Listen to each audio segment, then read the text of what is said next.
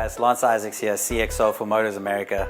Today I'm going to be showing you how to mount and dismount your motorcycle onto a paddock stand.